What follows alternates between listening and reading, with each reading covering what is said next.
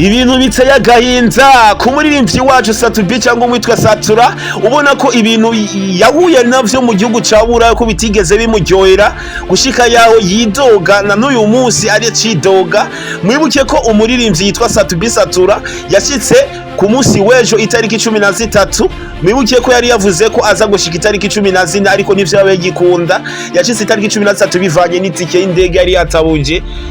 bivana na programa y'indege iza kumushikana nga mu gihugu cyacu cy'u Burundi. Umuririmbyi wacu Satubi cyangwa umwitwa the king of music in Burundi. Guys, mugumane nanje ndababwira ati umuririmbyi yitwa Satubi rero ubu tuvugana ntabwo aryohewe cyane, ntabwo byigeze bimuhimbara,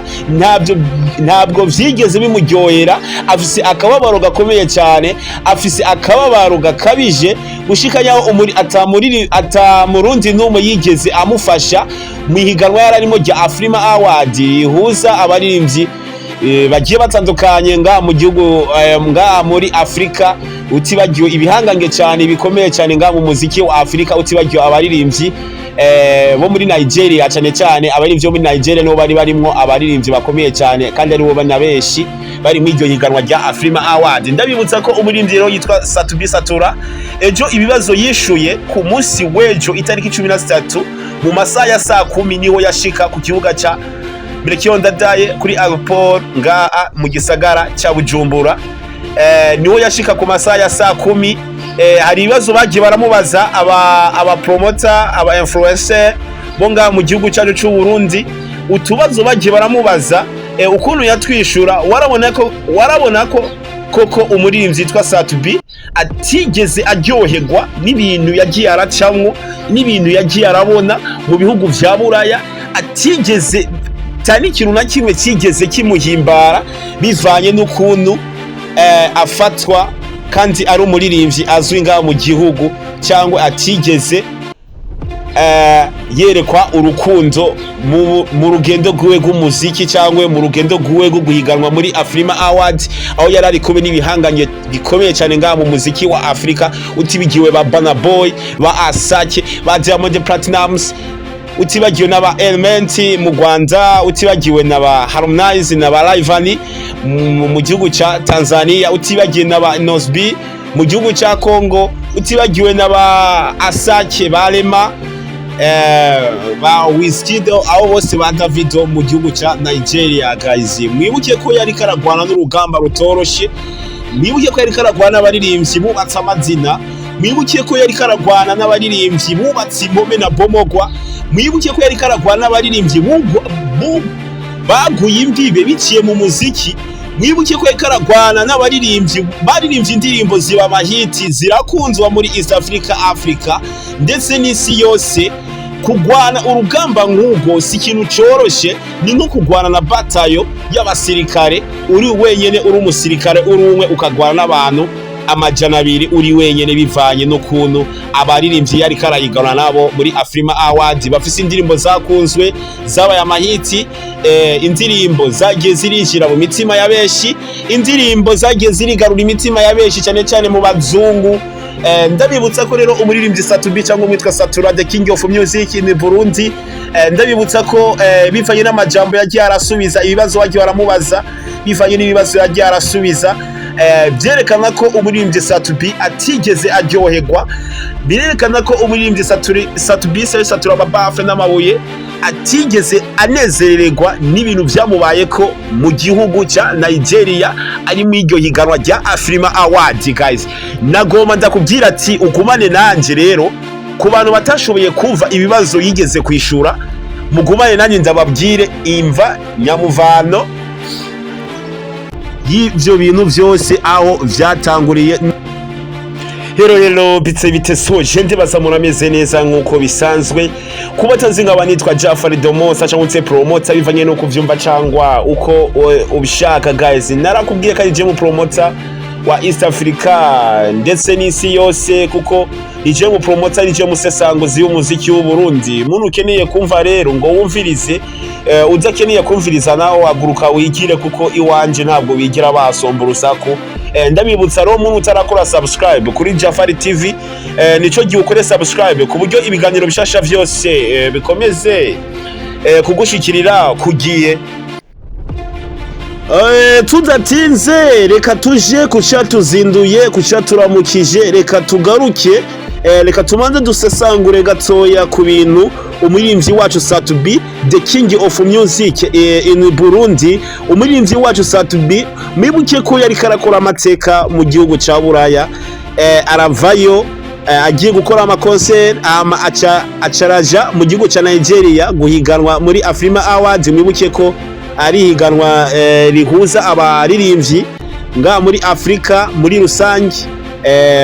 Umuririmbyi rero Satubi arajayo, hari ijambo rero rimwe yishuye aba influencer, aba journaliste bariko baramubaza ku kibuga c'indege ejo ku munsi w'ejo mu masaha ya saa 10 agishika ku kibuga c'indege ca Melchior Ndadaye. Hari ijambo yishuye aba promoter bariko baramubaza, bamubajije ati mbe Satubi mu rugendo rwawe rw'umuziki cyangwa mu rugendo rwawe muri Afrima Awards, ni iki kintu wewe ubona ko woba coba carakubangamiye? Ni gihe kintu coba caraye imbogamizi imbere yawe mu gihe bitakunze ko ushobora gutahana intsinzi? Satubi ndabibutsa ko Satubi yarishuye ijambo rikomeye, ndumva ko na jewe ndetse n'umurundi wese ndazi nta murundi ryigeze riryohera iryo jambo, kuko biraboneka ko umuririmbyi yitwa Satubi Satura ko yarababa yarafise akababaro gakomeye cyane bivanye n'ijambo yishuye, bivanye n'ikibazo bamubajije acarishura. Biraboneka ko umuririmbyi Satubi yarababaye cyane, biraboneka ko abarundi cyangwa twebwe abarundi tutigera dufashanya mu kazi kacu k'umuziki, kuko umuziki uratuma igihugu kimenyekana, ukaduza ibendera, umuziki ukamenyekanisha igihugu usanzwe uvukamo biciye mu muziki. Ariko reka nzababwire ijambo Satubi yaciye yishura imbere y'abamenyesha makuru bariko baramubaza iryo jambo, bamubaye ico kibazo ati mbega ni kuki Satubi tutabonye intsinzi? Niyihe mbogamizi, niyihe mpamvu yatumye udatahana intsinzi? Niyihe ngorane wahuye nayo muri Nigeria mw'iryo higanwa rya Afrima Awards? Nirihe jambo wobwira abarundi bariko baratumviriza muri kano kanya? Nirihe jambo wobwira umurundi wese agireho icigwa ngaha, ahakura icigwa? Niyihe mpamvu utigeze uperforminga, cyangwa niyihe mpamvu batigeze baguhamagara uje imbere ukore nk'abanza abaririmbyi? Tubwire cyangwa ubwire abarundi bariko baratumviriza muri kano kanya, kuko ni benshi barindiriye ijambo riva muri wewe kugire bumve umuco w'ukuri, bumve umuco ingene wahuye n'ibikugoye muri Afrima Awards igihe wari kurahiganwa n'abaririmbyi bakomeye cyane ngaha muri Afrika. Guys, umviriza rero ijambo Satubi yahise yishura. Urumva ko Satubi ababaye cyane, yahaswe no kurira bivanye n'ukuntu ababaye gose, afise n'agahinda. Guys, nkeneye umvirize ijambo rikomeye cyane yavuze Satubi. Mu gihe igihugu kitatwitayeho tugomba kucitaho, uko biri gose ntugomba kugiterana, ariko ugomba gushiramo kugira ngo ejo igihugu cyagize kivugwe neza. Umviriza rero amajambo yavuze Satubi, murumva ko amajambo yavuze kateranya gahinda. Yavuze ati mu gihe igihugu kitatwitayeho nta mpamvu yo gucika intege, reka tugikorere kuko nico catuvyaye. Reka ndakubwira impamvu nyamukuru, ijambo nyamukuru Satubi yavuze ku bintu yararimwo mihiganwa yararimwo muri Afrima Awards mu gihugu ca Nigeria, ariko n'ibihangange bikomeye cyane mu muziki wa Afrika. Utibagiwe ba Burna Boy, ba Wizkid, ba Davido, ba Rema, ba Asake, ba Diamond Platnumz, ba Harmonize, ba Rayvanny, ba Element. Guys, reka ndakubwira ati utibagiwe n'umuririmbyi yitwa Nosby aturuka mu gihugu ca Congo, ndetse n'abandi abaririmbyi bakomeye cyane nga mu muziki wa Afrika cyangwa nga muri Afrika. Ntarinze kudondagura kuko ni benshi bubatse amazina, ni benshi bafise ibikorwa. Ngenda kubwira ati rero Satubi yahise avuga ijambo rivuga uti muri abo baririmbyi bose jewe mejeje kudondagura abo bose Satubi nisunze ivyo Satubi yavuze ati abaririmbyi bose bari muri Nigeria bari muri Afrima Award bari barungitswe n'ibihugu vyabo bavukiyemwo bakuriyemwo ibihugu vyabo bavukiyemwo nivyo vyabarungitse niyo Afrima Award nivyo bikonsoma nivyo bitanga n'itike y'indege nivyo bigaburira umusani nivyo bigaburira nivyo bishobora no kuryamika umusani ashobora kurara kuko ibindi bihugu biba vyitayeho abasani ibindi bihugu biba vyitayeho umusani w'igihugu kubera abagiye kumenyekanisha igihugu cyamuvyaye niyo mpamvu rero Satubi yavuze ayo majambo avuga ati ubu jewe Satubi aho narindi ni jewe nitwayeyo itike y'indege ni jewe nimenye ivyo nafungura ni je nimenye aho narara ni je nimenye kukubera igihugu canje ntabwo cigera citaho ibikorwa vy'aba artiste muri rusange igihugu cyacu ntabwo cigera citaho umuziki nkuko mu bindi bihugu vyitaho umuziki cyangwa mu bindi bihugu vyitaho umu artiste cyangwa umuririmbyi akomeye umusani azwi ku izina rya cyane umusani yubatse izina mu bindi bihugu baramubungabunga bakamufasha mu bibazo runaka ahuye naco mugabo igihugu cyacu cy'u Burundi ntabwo cigera citaho impano cyane umuziki kubera mu gihe je nari muri Nigeria ndabibutsa ko uyo ni Satubi yariko arabivuga avuga ayo majambo mu baririmbyi bose bari muri Nigeria ko bahiganwa muri Afrima Award umuririmbyi wese yarungitswe n'igihugu mugabo jewe Satubi sinigeze ndungikwa n'igihugu ahubwo nijewe nijanye ibintu vyose nijewe nifasha aho narara ivyo nafungura itike y'indege yose nafata yari jewe none tuzobigenze gute tuzokore gute kugire igihugu kitwemere tuzokore gute tuzokora ibikorwa bimeze gute kugire igihugu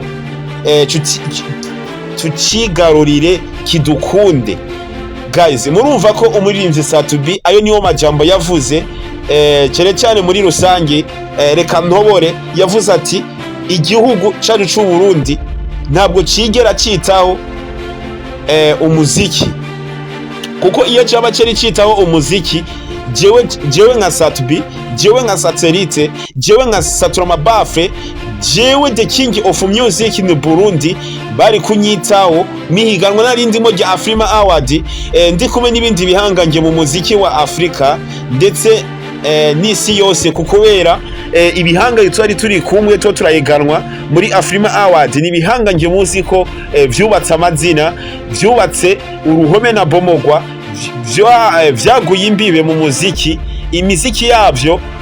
yinjiye mu mitima ya benshi imiziki yabo yinjiye mu maraso imiziki yabo ndetse n'abazungu barayizi rero nako ndagwana urugamba niho n'igihugu cyari kumfasha kugire